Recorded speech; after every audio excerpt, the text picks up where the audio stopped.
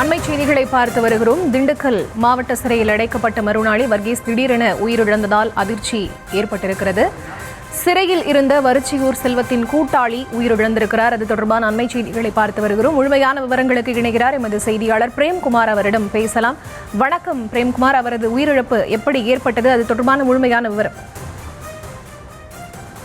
பரிதா, கடந்த 2012ஆம் ஆண்டு மதுரை திமுக பிரமுகர் கதிரவன் என்பவரை கடத்தி ஒரு கும்பல் பணம் பறித்தது. மேலும் அந்த கும்பல் திண்டுக்கல்லில் பதுங்கி இருப்பதாக தகவல் கிடைத்தது.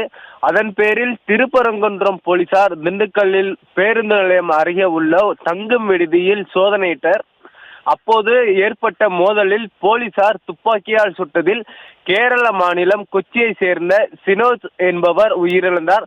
மேலும் இந்த வழக்கில் மதுரையைச் சேர்ந்த வரிச்சியூர் செல்வம், கேரள மாநிலம் கொச்சியை சேர்ந்த அஜித், எர்ணாகுளத்தைச் சேர்ந்த வர்கீஸ் ஆகியோரை போலீசார் கைது செய்தனர்.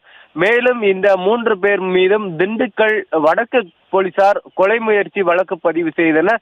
இந்த வழக்கு திண்டுக்கல் 2வது மாஜிஸ்திரேட் கோர்ட்டில் நடைபெற்று வருகிறது.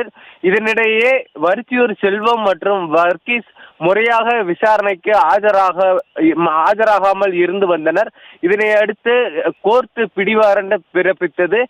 தொடர்ந்து கடந்த மாதம் வரிச்சியூர் செல்வம் கைது செய்யப்பட்டு போலீசார் நீதிமன்றத்தில் ஆஜர்படுத்தி பிடிவாரண்டை நிறைவேற்றினர். இதனிடையே நேற்று முன்தினம் கேரளாவில் வைத்து வர்கீஸை திண்டுக்கல் நகர் வடக்கு காவல் நிலைய போலீசார் கைது செய்தனர்.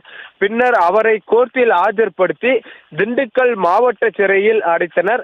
இதனிடையே நேற்று இரவு வர்கீஸிற்கு உடல்நலக் குறைவு ஏற்பட்டதாக கூறி திண்டுக்கல் மாவட்ட சிறை காவலர்கள் அரசு மருத்துவக் கல்லூரி மருத்துவமனையில் சிகிச்சைக்காக அனுமதித்தனர். அப்போது அவரை அங்கு பரிசோதித்த மருத்துவர்கள் ஏற்கனவே வர்கீஸ் உயிரிழந்ததாக தெரிவித்தனர்.